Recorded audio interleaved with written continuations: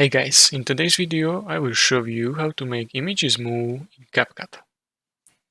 Launch CapCut and start a new project. Import images you want to work with. Drag and drop both images onto timeline in desired order.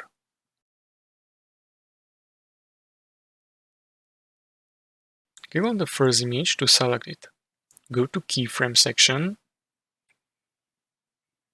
Add keyframe at the beginning of image appearance.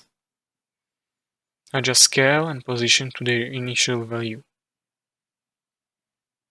Move playhead to the time where you want the image to start moving. Add keyframe.